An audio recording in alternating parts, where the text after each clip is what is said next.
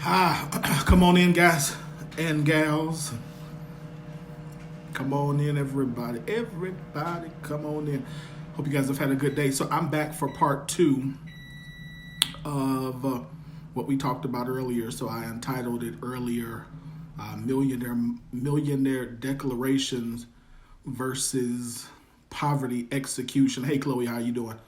So I entitled this today, "Millionaire Declarations versus Poverty Execution." And so earlier I talked about how many of us are spending and are mastered the art of declaring, decreeing, speaking by faith, calling things that were not as though they were, and that is not a condemnation or anything negative against doing that.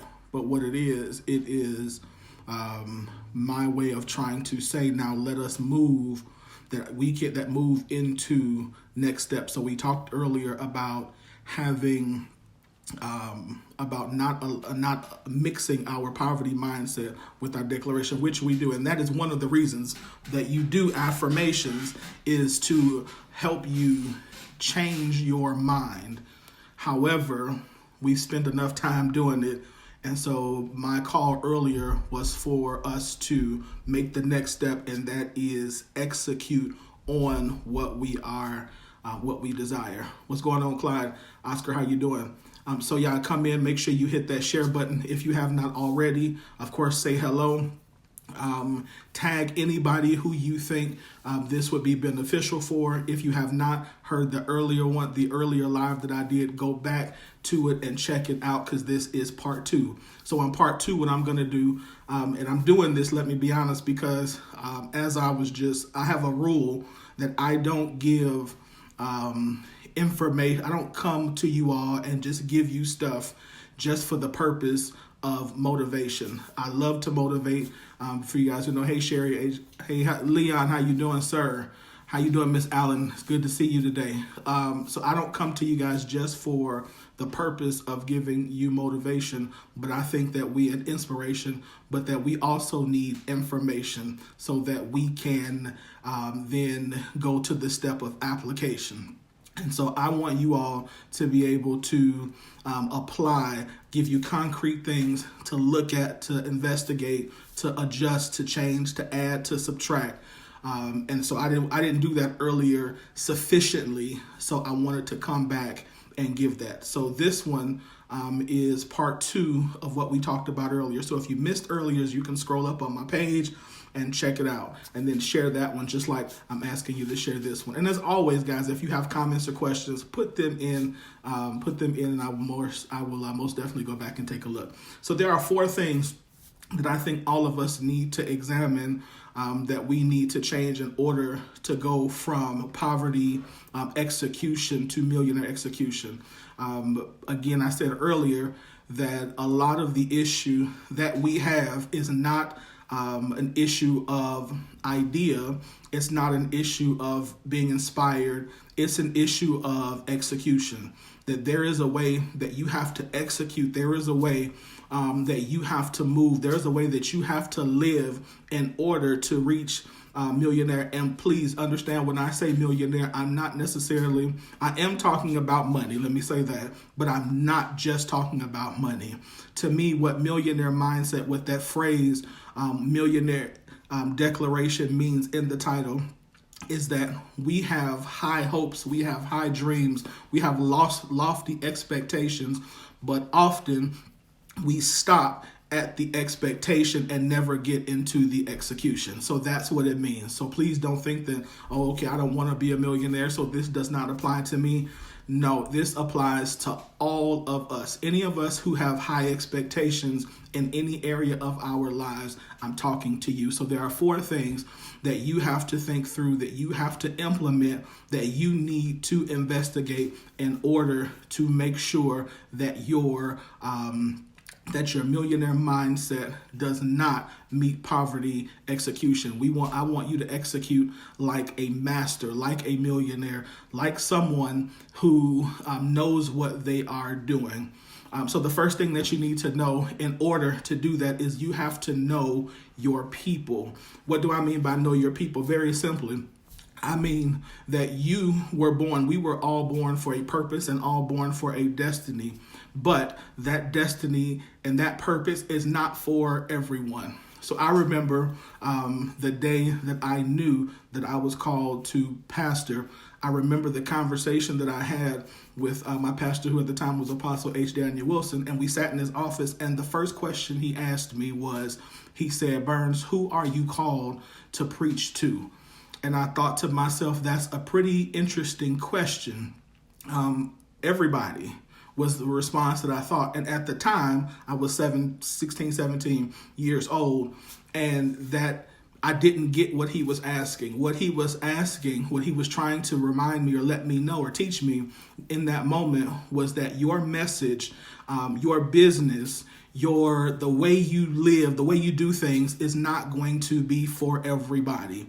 But there is a tribe or a group of people who will take to your message, and who that message will be something that encourages them, that blesses them, that launches them, that helps them to level up to the next area of their lives. And without knowing who your people are, you are not going to be able to properly meet them and meet their expectations, because every tribe, every group has a specific way that they like to receive things, has a specific way that they like to do things. They're in a specific place. They have specific things that they need. And you as the leader, or you as the person who is trying to fulfill that need, needs to know that. If you're running a business, the people who you serve are going to have a specific price point. So if you are serving people in a LMI, low to moderate income area, who don't have a ton of money,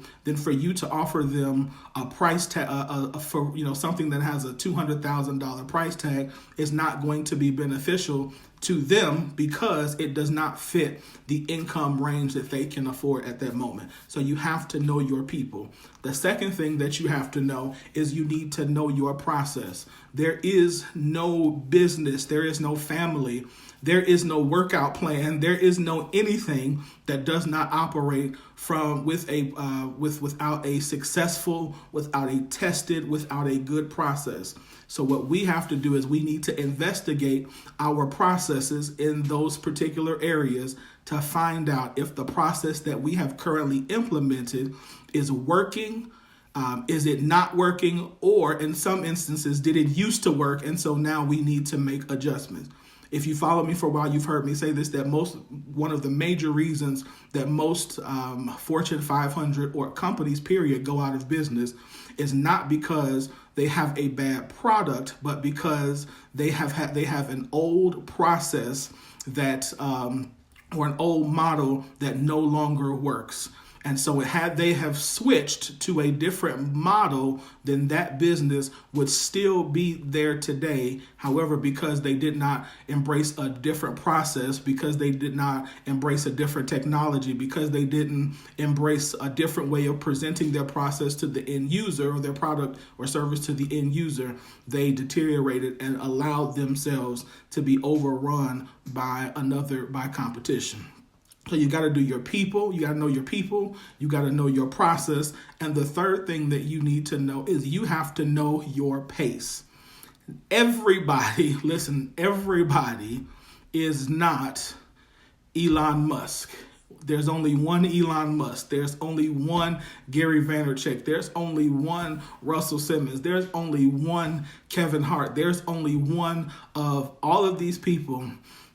So you need to know what your pace is. You cannot be them. You cannot think that because they are doing something in a time frame that you think is necessary, that is the way that it should be done. The truth is, you got to know your own pace. You got to run your race at your pace. So let me tell you the story. So there was in I'd be 7th, 8th grade, I tried to run. I was in track and field on my elementary school track and field team. I've always been, I've always been pretty much a nice size person. So it was normal and that I would do the shot put, the discus. I was always pretty good at that. But in the 8th grade, I decided that because in those days, and I don't know if this is still normal, your team got points just for, just by you finishing. So I decided that I am going to run the mile. And at the time, my good friend Phil and I, we had been training and running for football and things like that. So I'm thinking, I'm used to running a mile. I can do that because me and Phil ran a mile on a regular basis. No big deal. Well, we get into this race and we start running, and all of a sudden I realize that everybody is running faster than me, way faster than me, really fast, much more faster than me. And I begin to get anxious because at one point the person who won the race even lapped me. And so I thought to myself, oh my God, I am embarrassed. And people are looking at me because I'm running so slow. However, as I kept running, I thought to myself, my goal in running this race was not to win. I knew I didn't have a choice. I knew I would never win in a mile because that was not my strength. That was not something I was doing. But my point in doing it was that I knew that as long as I finished, my team got a point.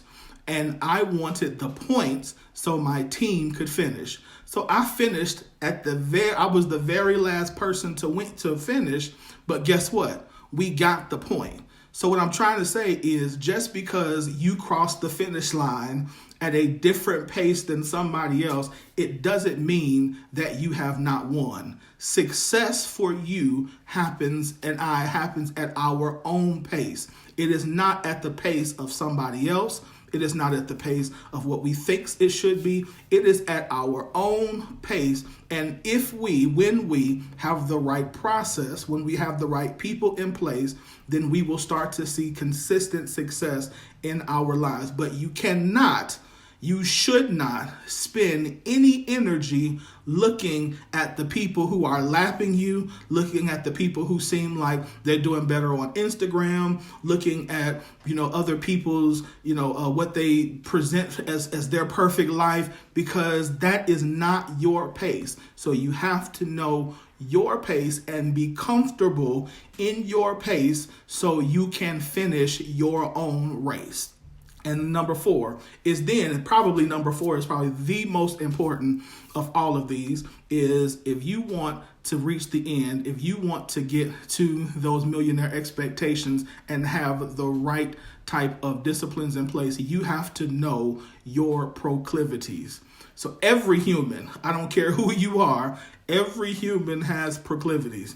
Everybody, what is a proclivity? So a proclivity is something that that is prone to distract us, that is prone to turn our attention from the main goal, that it is something that is prone to make us move outside of who we normally are. Everybody has a proclivity. Your proclivity can be food. It can be alcohol. It could be the opposite sex. It could be the same sex. It could be money. It could be whatever it is. But knowing what your proclivity is helps us identify when we are in trouble and when we are either off track or very close to going off track. And by knowing that helps us to course correct and understand that, listen, my focus has to be on this. And I know that when I see this, or when I hear this, or when I start to feel this means that I am in trouble. Every leader, you would not believe I can say if you're looking at the news now, we are watching a lot of leaders who are falling at the hands of their proclivity. Again, we all have them, so there's not an indictment on any leader or anything like that. However, your proclivity, my proclivity, could be the very thing that keeps us from entering into the space that we have worked so hard to get. So know your proclivities, manage your proclivities, have a process in place for your proclivities so they don't pull you into a space that is unhealthy for you.